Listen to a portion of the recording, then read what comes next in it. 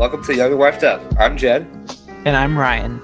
and thank you for joining us for another episode of Young and Wifed Up. Last week, we covered our personal experiences for living on one income. And this week, we are going to get more practical on the how we did this and the advice we would give others considering going from dual income to a single income. Wow. If Good you job, you haven't already guys. listened, go to the first episode and hear all those disclaimers and those nuances. You know the drill. Go to our YouTube channel, like, subscribe, and smash that notification button. Next week, 500,000 followers immediately. You guys All right, should you guys are always do our intros. I'm down. Let me Well, hold the husband up. we can just jump right in because you guys Let's do got it. this taken care of. The first point is making a plan. All right. Yeah. Peacock, you're up. Yeah, I guess. Okay. Yeah. Making a plan. I guess some of my contribution or advice would be to this is to wherever you're at. So obviously we're acting under the assumption that you are interested in going from a dual income to a single income. I would say the best thing is making a plan would be to get things kind of straight and figured out with where you are now. Like kind of, figure everything out, like as far as like budgeting and expenses and things like that, sort of like get on top of what's going on right now, like understand, where you want to get to kind of figure out what some of those next steps might be. Because it could be a variety of different things. There could be multiple reasons why you haven't yet wanted to go to a single income. I think a lot of times since we're younger, we keep always thinking like, oh, I don't know, like we haven't made enough money. So like, like we need to get a better job and everything like that. Maybe it's just, I don't know, like You're lazy. we could. No, I mean, I don't know. Come right out and say it, Jed. I don't know. I mean, yeah, there's elements where I've been lazy, but I don't know. It might not be all finances. So I feel like, the making a plan, it could be different, for you. I would just figure out what's the factor as far as that's keeping you from doing it. Maybe it's not a financial issue. Maybe it's just could be commitments that you or your wife have made. Yeah, so I would just say like, kind of brain dumping all of that and sort of structuring what's keeping us from doing this, kind of, making your own roadmap, I guess, essentially. But exactly. Speaking for myself, a lot of it was like a financial thing. So for me, it kind of did just come down to needing a better job when you kind of looked over the finances and you're like, oh man, we need a little more. And the only the biggest way to do that is to find a new job. So so one thing that to keep in mind, I think, is to kind of like, and would just be a good thing in general, as far as kind of getting on top of just what's going on now, is being mindful about your current schedule and like how you're delegating and using your time. Because when you're looking for a new job, you're already having to work one job and figure out how do I get another one. So you're going to have to be spending some time, allocating. This is the time in the day where I, organize and, look for new jobs, log them down on a spreadsheet, follow up with things. It's going to take a time commitment to do that. So I think, my advice would just be your roadmap and making a plan could look different. So, really do some brainstorming and kind of figure out why it is, kind of get to the bottom of what you need and sort of figure out what needs to happen and organize those smaller steps. So I also think that the husband, if he's making a plan, he should be involving his wife in these conversations, and because some of the making a plan may have to do with her cutting hours or her taking a look at what she's able to do to help transition into the single income household. So those conversations, of course, like, as the husband, you should be approaching this, and you should be, be the one to be making the final decisions in it, but involving the wife and asking like how that you guys can do this as seamlessly as possible, because I know there are so many things that are out of our control, and there's a lot of things that, variables that we really can't control, but as much as it is able to make a plan. So Right. Jed, I know with you guys, a lot of things happened out of necessity because you guys were Yeah. having children. Yeah. But what would you advise a man moving from a dual income to a single income, how he could do that? I think it starts with taking somebody under your roof, like a partner. It starts back there, and it starts if family is going to be the ultimate goal, starts all the way back to starting that family in the very, very beginning stages. And it really is just looking, like Ryan was saying, looking at your job objectively, seeing if it's where you could be at or where you want to be at, or if even your current job and position and or trade is where you want to go, and if it had the potential to make enough money for you yourself and however big your family is going to be, and just really comparing it to your goals. Is this job going to be a viable option for me? Is this trade going to be viable for us for the life we want? Even taking out and going as far as taking out like the extra bonuses and the commissions, the overtime that you would have gotten, last year or whatever. Take it and just objectively look at it from a base salary point. Just strip down, completely as what it is without all the fluff. Is that enough for you? And if it's not, start looking around, and how can you make more money that way. But it really does start with, like Mariah was saying, creating a roadmap with where you're at, where do you want to go, those two goals, and how are you going to get there. I would advise getting with a financial planner, if possible, getting with maybe a life counselor or a counselor in general, to get there. And even I've recruited older men who have already walked my life before. I've talked to them. Hey, if you could tell your 20-year-old self one thing, what would it be? And take that advice to really heart. Yeah. Cool. Okay. So moving on from making a plan, one of the things that both of you guys mentioned is creating and sticking to a budget. And so can you guys emphasize like the importance of that, or how somebody would start doing that? Yeah, I mean, I would definitely say like creating a budget kind of is the quickest way to help you just understand how far the income you have can take you and what it's able to do for you. Because it can be easy when you're not having a budget and you're just kind of,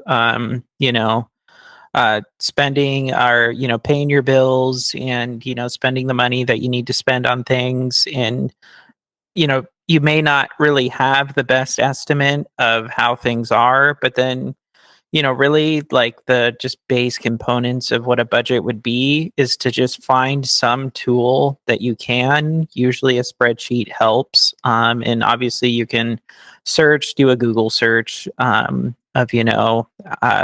budgeting spreadsheet. And really all you would need is something where you can log your estimated income. It can be tricky because sometimes you may just every paycheck you get the same amount. It may be different for some people, so that's an additional step of just kind of figuring out how much money do you have to work with, and then listing out all of your expenses, all the bills that come on a monthly basis or whatever consistent basis, and then the other things that are kind of variables, like your groceries, and just kind of getting the picture of how far your income takes you. And you'll really easily be able to quickly see like the more money you're taking away from your income, just in where you need to put it, like you'll start to see the places where you'll want more in, and then that's where it comes to but it can also make you like by an important thing of creating a budget in that for some things that aren't fixed bills is like groceries, well, figuring out how much have we been spending and then determining like have we been spending too much, do we have a lot of excess. And I think Gabriella's mentioned a lot about this is where just like in your household and in your family um you're still in a sense working together and accomplishing the goal that the wife is usually the one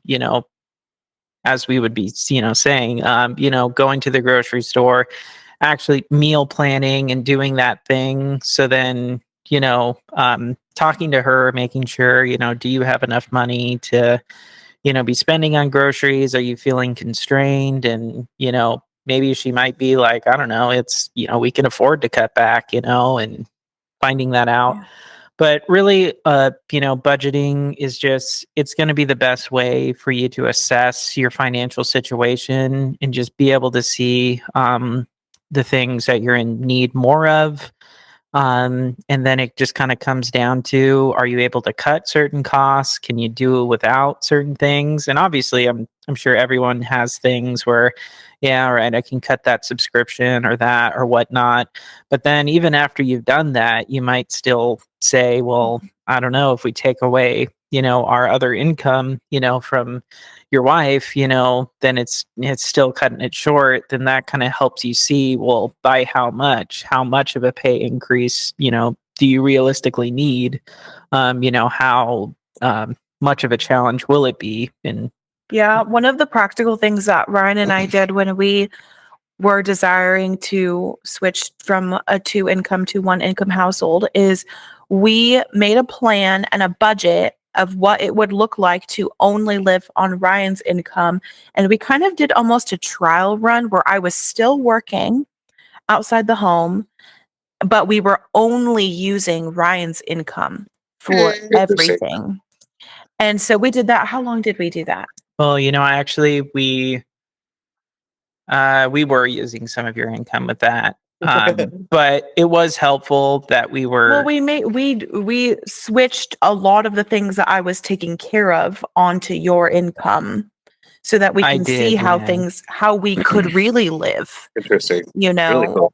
That's really and cool. so that is one thing to consider. Like if you're not necessary, if you're used to living on 2 incomes and you really want to make the switch, but there's kind of some fear of the unknown, like seeing how, if you can make your budget only on his income and see how long you can do that.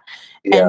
And only have, you can still be working during that time if you guys are still discussing and making a plan to see what is it really like. Can we live with a lot below our means? Can we Yeah. make more sacrifices? Can we let go of this and that subscription or fun thing that we do? Or Yep. can we like, Which would be a great transition into our next point, Jed. Yes, So yeah, Jed. thinking through the budget, just for me, it'll also be it usually is, for myself, it's an eye-opening experience of seeing like, okay, maybe I do need to cut this, maybe I need to cut back. I guess like would have been, not necessarily relating to a budget, but just in general pursuing it, would have been some of your perspectives on sacrifices in this. What have they been? Well, fun expenses are always the first to go in my eyes. Those always should be the first to go because they're not essential to survival or to really the home. It's just a little bit of stress reliever.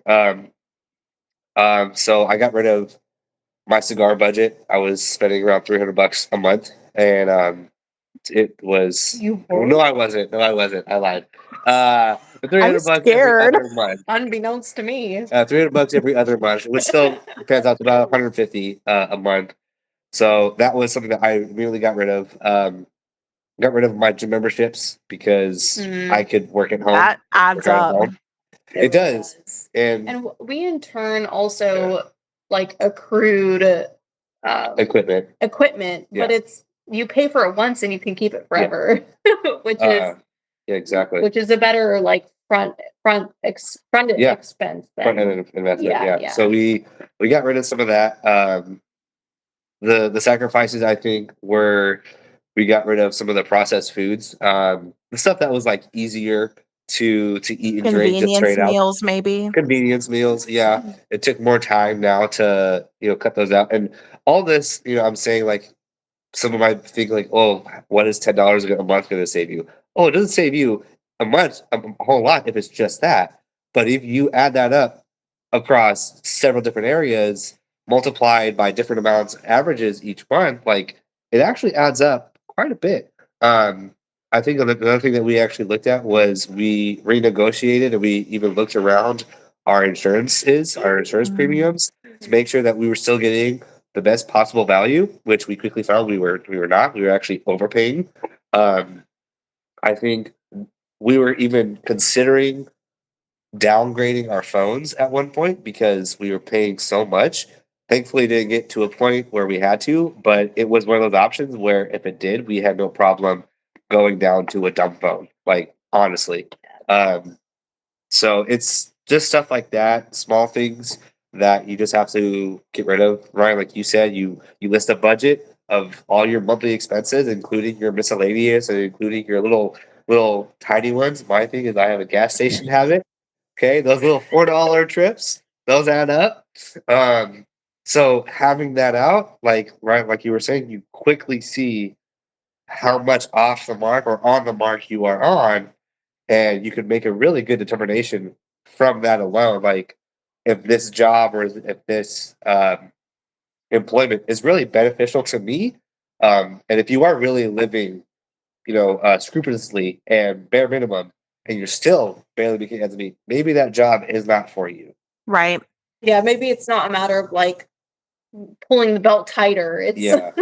it's a matter of just needing to make more money. Something we'll money. need to give. Yeah. Yeah, you can get creative with it. There's second jobs out there. There's, side gigs. I was working with Jeff. We had a friend who had some ranch work and he made really good money at his job, but he just didn't have the time or the energy to do all his ranch stuff. So I said, hey, I'm a young buck with a young back. And he said, what's your rate? Gave it to him. We worked out a deal. Side work. No, seriously. Like, Yeah. I remember There was- this. there was times where what he paid was literally groceries. And Yeah, and somehow, obviously, the Lord always Yeah. provided. We were like, thankfully, never in want of our basic needs, and a lot of it is because of Jed's diligence that he was Yeah. willing to go out and find extra work. There wasn't anything that was beneath him, to be able to make a few extra bucks And let me here and clarify, there. meaningful work, not just I went to the nearest Joe who was willing to pay me, Yeah, and like, obviously, okay, fine, don't be I'll grab taken advantage of. Yeah, that was one thing that your dad actually he helped clarify with me was a man's worth, not only is at his actual employment, but outside of it, and doing some side work and getting paid. Getting paid. Puberty sound. Sorry, keep Getting talking. paid either the same rate or maybe just a little bit lower, just to kind of because it's side work. Still being paid the worth that he is. And that's Yeah. super, super important is being able to know the skills that you do take to the other markets and how much they cost. Yeah. I think with us too, like especially because we experienced a lot of financial prosperity with a 2-income household, we've had to make sacrifices now coming to 1 income that were like, like Ryan said in the last episode, it's hard at first, because you're not used to it or you get used to being able to do a lot of things. But now, like, it's so funny. Like, I have a little allowance. And I used to make so much money, and contribute to the household income. And I had so much extra money. And now I like hold on to my like little allowance that I get, and I like wait for it to grow until I like do something until like I feel like I appreciate the money we have more, and I take better care of it, and I'm more thoughtful with our money now because we have less of it. And so like we discuss like every move we make. Like we plan when we're going to eat out most of the time, and we plan when we're going to do something fun together. Like we make plans and save and figure out, is it in the budget? And if it's not in the budget, it doesn't happen. And we're just like, maybe next time. We planned, even in the beginning of the year, we planned all of the trips for most of the year ahead of time after looking at our travel budget and being like, how many times can we go to Tennessee? How many times can we go to Oregon? Like, how can we do anything just the two of us? And looking at that ahead and being like, I wish we can go to Tennessee 4 times this year, but it's just not in the budget. And we're going to have to sacrifice time that I can go and see my family because it's just not feasible right now in this stage of our life. So Ryan, do you want to maybe like add to that? Yeah, I mean, I feel like in me thinking about, sacrifices that you would have to make in kind of losing extra income or, I think the biggest thing is just to like learn contentment just with and find the ability to enjoy the good things that you really do have and not be so concerned to have to be just like lusting for after so much more or needing so much more, and just to be able to find contentment with the things like honestly that you just already so much have. And I mean, I guess I can, it'd be worth to think about that, like, there can be sacrifices of, you're going to have to, learn to say no more to, little expenses every here and there.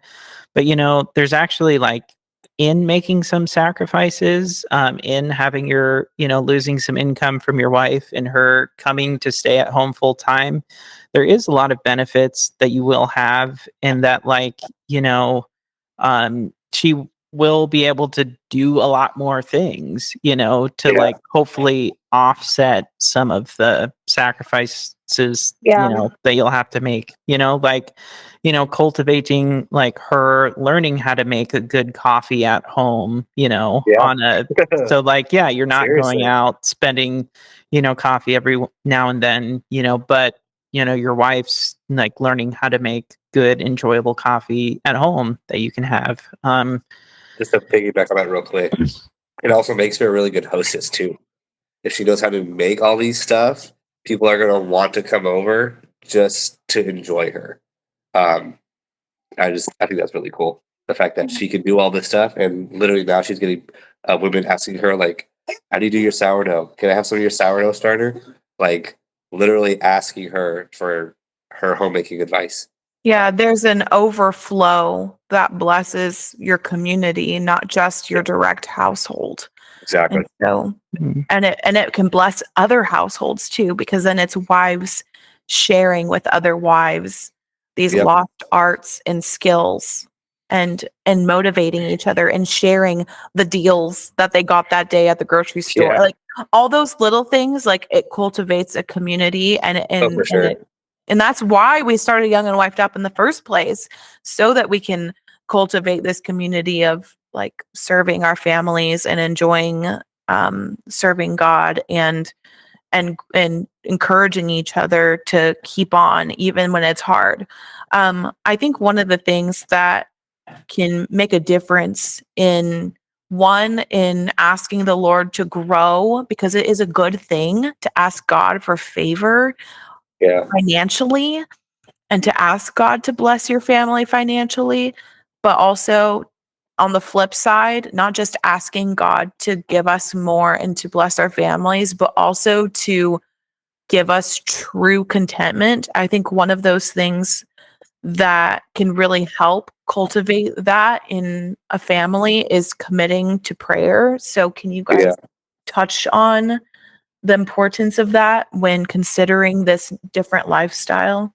Yeah. I mean, I guess just, to kind of be brief, I mean, my thoughts would be like, I don't know, having in any time you're struggling as a family, you're recognizing a want or a good desire that you have, like that's always an opportunity for you to recognize like your dependence upon God in this situation and to, Yeah. like be like vulnerable with each other and like in your regular times that we ought to be seeking God as a family and calling upon him and having regular family worship, taking those prayer times where you are praying together and laying out all of your needs before God and petitioning him and asking him, God, we want these blessings that you talk about in your word. God, I'm struggling to find a job. Please help me.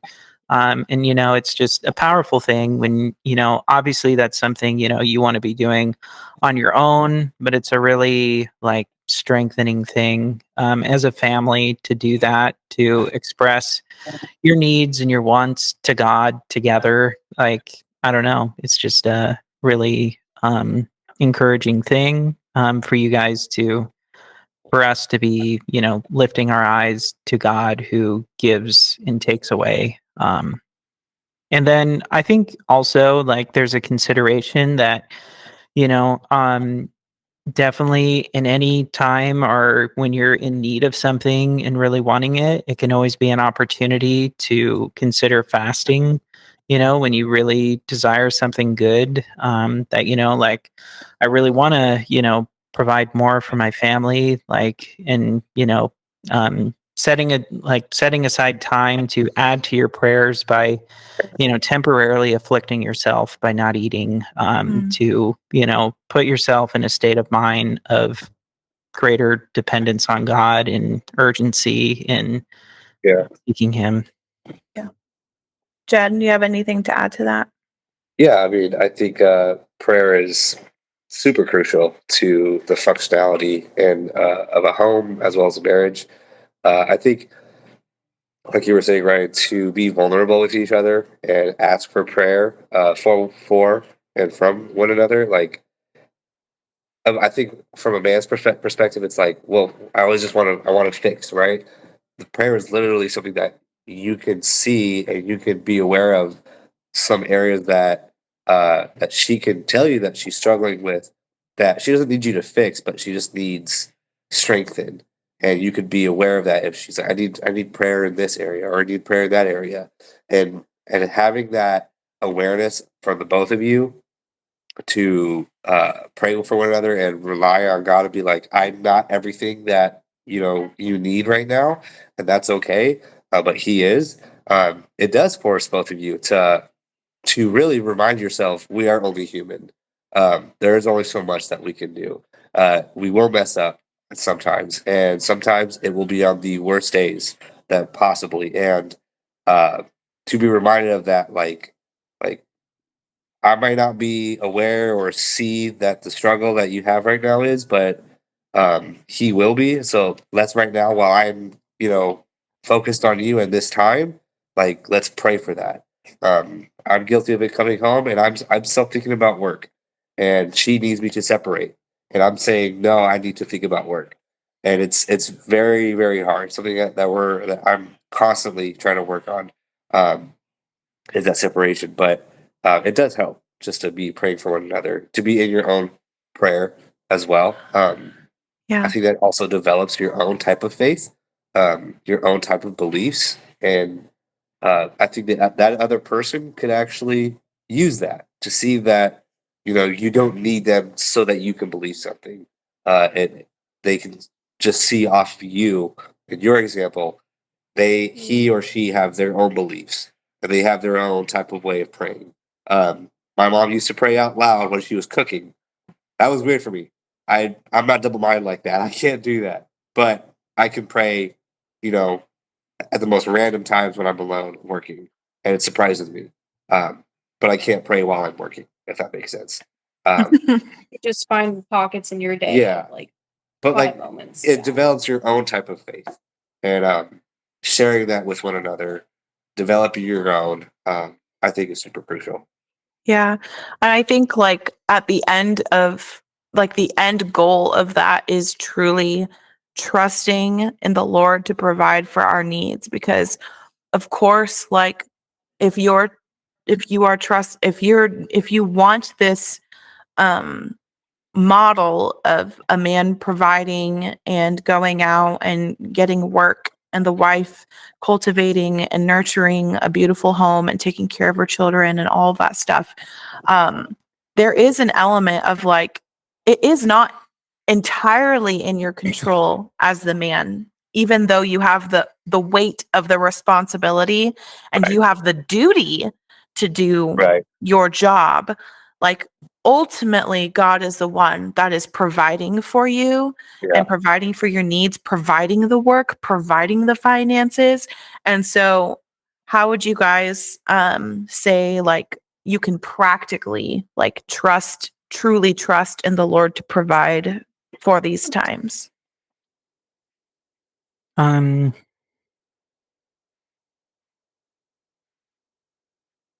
don't know. That's kind of a tough question, you know? I mean, I guess it would be to like, you know, genuinely believe it, you know, that it is God who's, you know, grants blessings to us and gives us all the things that we need. Um, I mean, practically, I guess it would be to put off like the inordinate worrying or concern. So, like, obviously, we should all have concerns. We should feel concern, or, you know, it's hard because I guess, for lack of a better word, worry, where you recognize a need that needs to be taken care of. Yeah. But then there's the excess of that by, you know, you need to do what you can to take care of it and do your best. But there's really not much else you can do after that Yeah. aside from asking God's blessing in it. And then, you know, you do want, like, to really practically trust in God would be to put off the, you know, the inordinate worrying where you are, you know, trying to exercise control over something by, you know, letting it constantly take up your thoughts of worrying, you know, will I ever get this job, or Yeah. how am I ever going to do this? And it just, you know, allowing the anxiety to, you know, control you rather than brightly motivate you to do the things you should do. But I would say that, you know, a super helpful and instructional way to think about it would be Psalm 127, which is, you know, super powerful in that, you know, just from verse 1, except the Lord build the house, they labor in vain that build it. Except the Lord keep the city, the watchman waketh but in vain. It is vain for you to rise up early, to sit up late, to eat the bread of sorrows, for so he giveth his beloved sleep. And, like, you know, obviously we should do Amen, all, Brother Ryan. yeah, obviously we should do everything we need to do, but, like, you know, if we're not, like, if we don't have the blessing of God, all that work, all that good work that you're doing can be in vain. You know, we do need to Sure. trust that God would bless it and provide for us and put off inordinate and excessive worry and concern over the things we do have responsibility over, because we do need to recognize, like, yeah, I do need to take care of that, so I need to come Right. up with a plan to do that. But, you know, come up with a plan, ask for help, get what you need, and aside from that, you know, Yeah. don't. Yeah, there's a difference between like having an urgency and having dread of like Yeah. you are just like consumed with we will Yeah. never not be struggling financially, or we will never get to a place where my wife can quit her job, or we'll never be in a place where I'm providing over and above for our family. Like Yeah, there, that's not faith. like that's like hopelessness, like living in Right. a state of dread and hopelessness. And like I think what Ryan's saying is like there's a good worry where there's like an urgency and a motivation to be like, we need to, like, our lives need to change. You know, we cannot continue on like this. But that, like, where the sin comes in, or where the what can really like add strain into a marriage, is where there's like this overwhelming dread or hopelessness that you guys are like essentially dwelling and living, and there's no hope, and you're Exactly. stuck, Yeah. you know. And I think one thing that both of you guys have said, and I think Jed is going to also touch on in our last point, is like involving godly people in your situation and getting their guidance and their counsel, and even just asking for practical help, you know, can really help you lift your eyes from the hopelessness and have a plan and have somebody that's coming alongside of you and supporting you. Yeah. Jed, anything practical that you'd like to add to, you know, how we can be trusting in the Lord to provide? Just patience. I think Ryan he hit a lot of the same points that I would.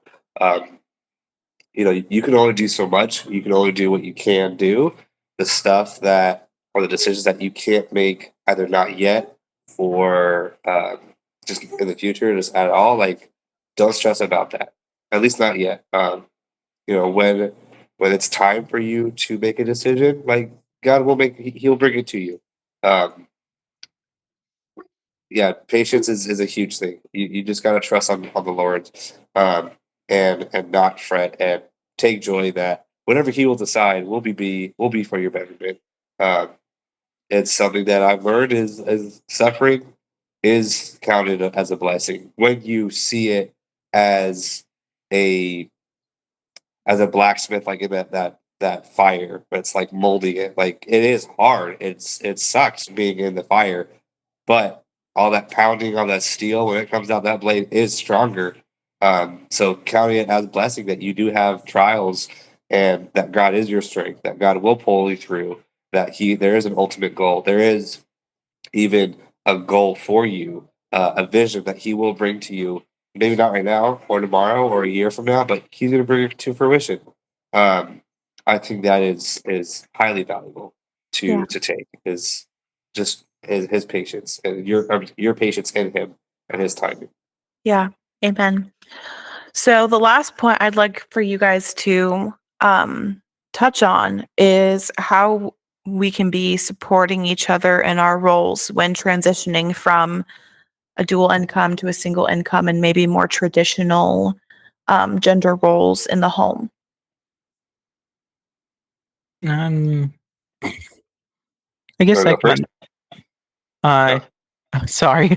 I'll add one thing, maybe briefly. But I can definitely speak. When you take, when you are moving towards that goal of taking on and shouldering, the responsibility solely, like, it is a hard thing, and it can be easy to be discouraged. Like, obviously there's, like, as men, we need to be exercising fortitude to press Yeah. through difficult circumstances. But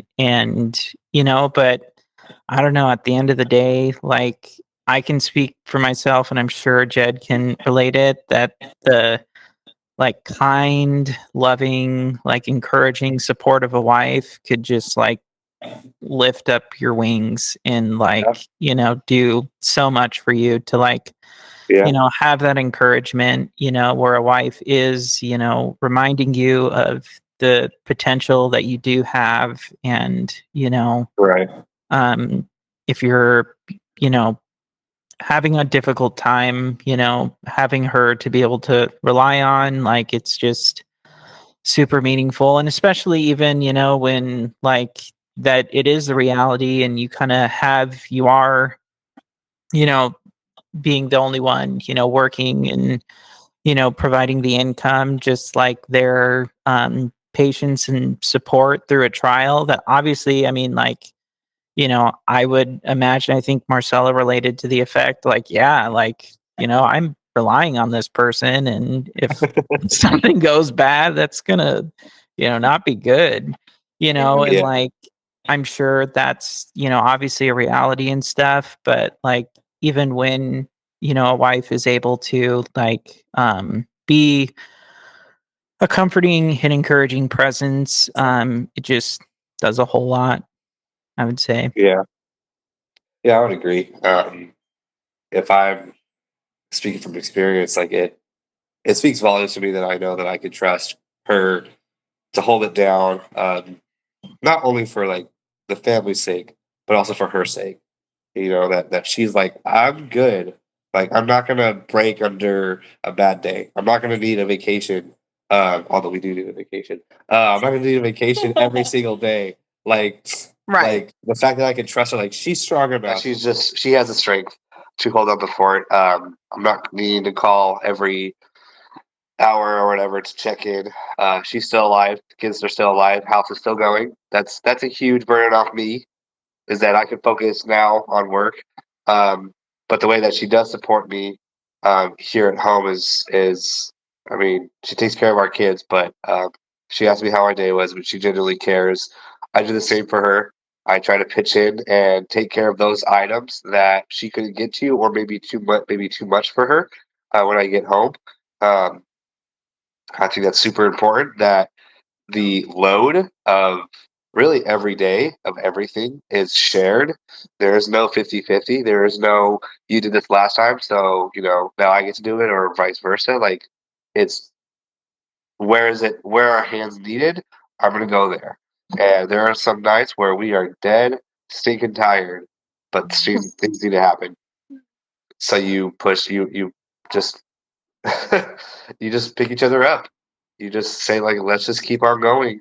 I'd rather shoulder it with her than fight her to help me, do it. Sometimes also, I was saying intentional time is super important to have uh, in in the craziness of life and all its struggles.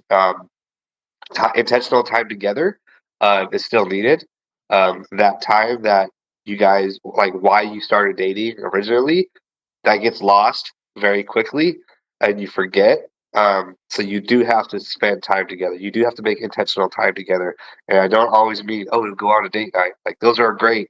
But sometimes our date night is washing dishes and then eating froyo or eating ice cream on the couch. Like that's literally our date night some nights. And we still have the same amount of fun doing that as when we actually do go out because there's an understanding from each other that the time that we do have is very limited. We do need to make the most of it if we still want our marriage to work, our relationship to work. We are not just parents to kids. We are not just roommates at home. We are not just partners. Like we are still husband and wife. And that does need to be made a priority over some things.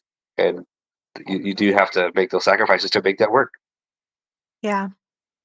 Totally Um, agree. If I can add on to some of that, if you're a wife who is, has been expressing to your husband that you want to stay at home, that you want to quit your job, that you want to cut down on, whatever it is, I think you would be kidding yourself if you aren't willing to cultivate some of the skills that it would take in order to cut down on the expenses. Yeah. So it's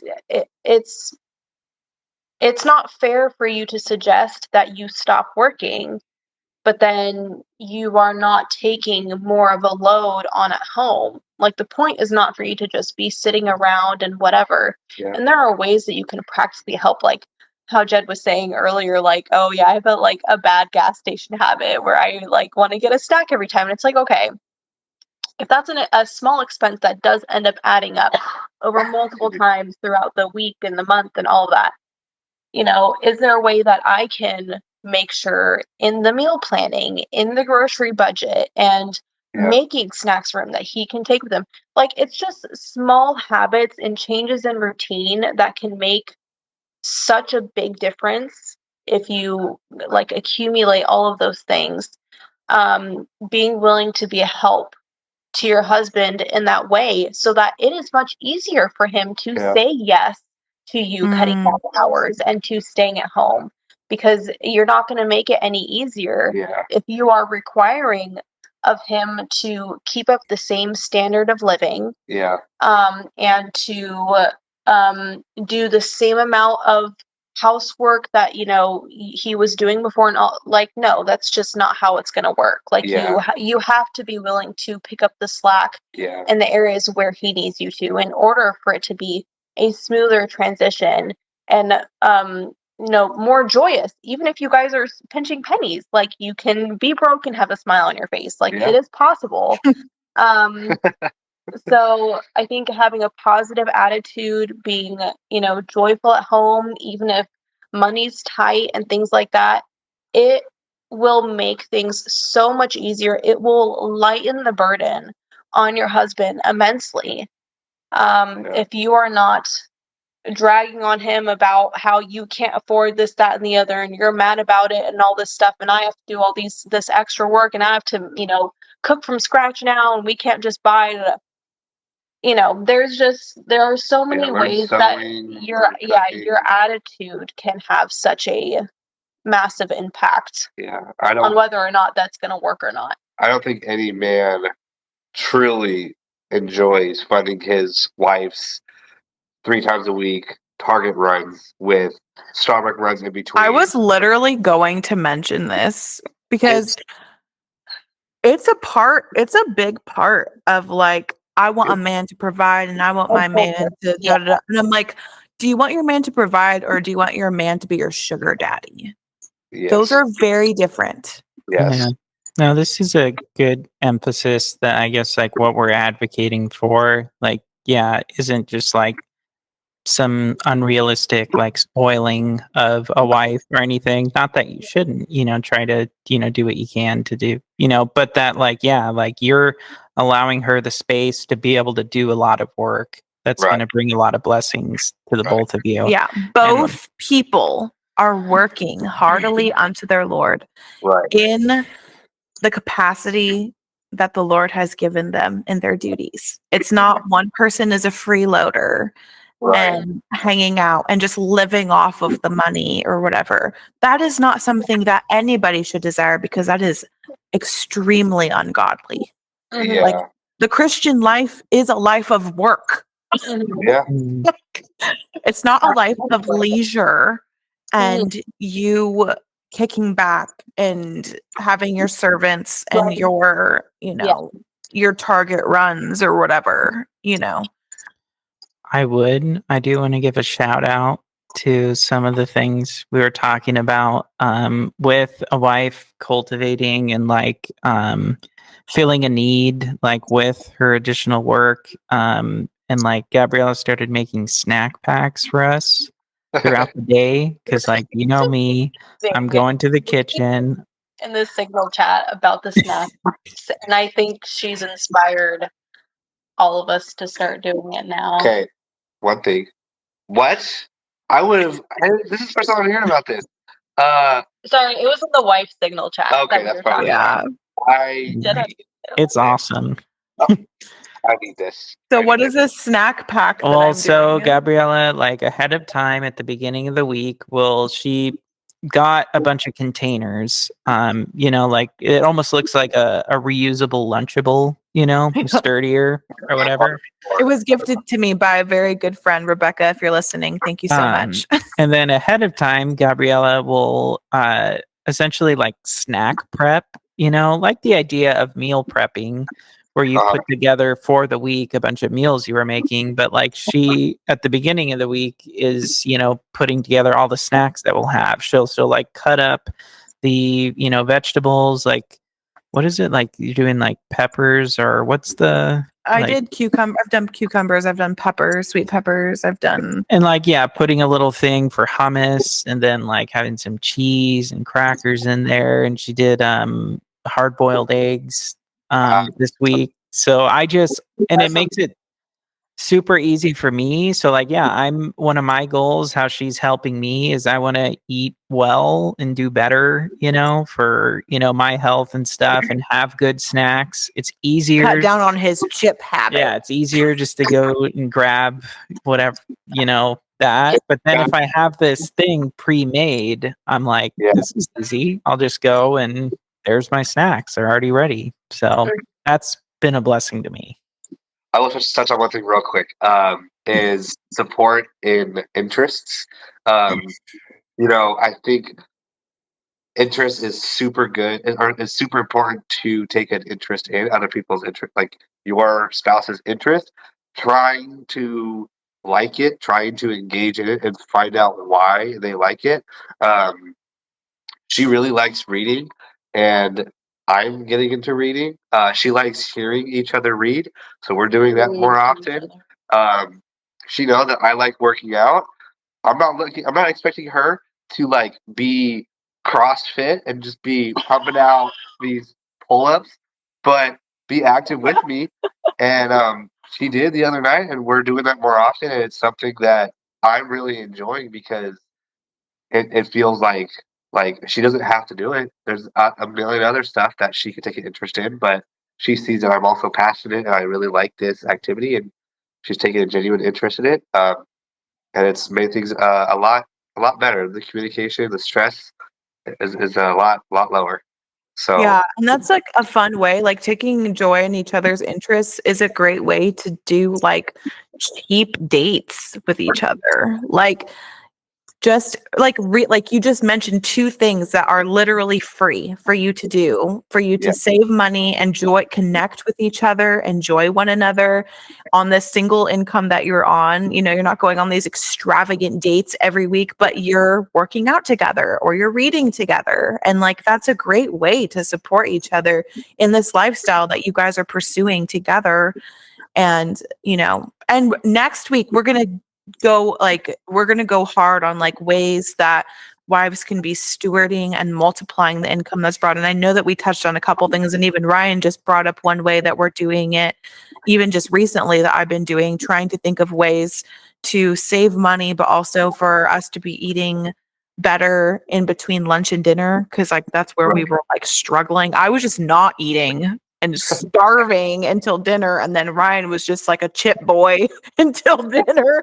And so trying to think of ways that we can still like save money but still like accomplish our goals together as a family. And it just forces you to be more creative as a wife.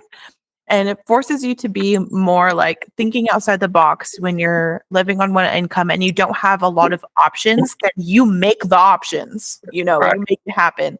So I'm going to wrap it up, you guys. Thank you so much to Ryan and Jed for joining us for this 2-part series. We've loved having you on. We love having a husband's perspective. And I know that this episode's going to bless other people because you guys are sharing a lot of vulnerable parts of your hearts, which I know is really hard for a lot of men to do. And you guys just showed a lot of like a part of your life that is like, it's very personal. It's very vulnerable to share like how we went from this way of living to how we're living now. And I appreciate your guys' wisdom and insight. And I'm grateful that you guys both work so that Marcel and I don't have to anymore. Yes. Thanks, guys. All right. Well, we'll see you guys next week without the boys, unfortunately. Maybe we'll bring them back for another episode next season. Who knows? Maybe this will be a seasonal tradition to bring the boys in. All right. Thank you guys so much for joining us this week. We'll talk to you next time. Bye. bye. Bye.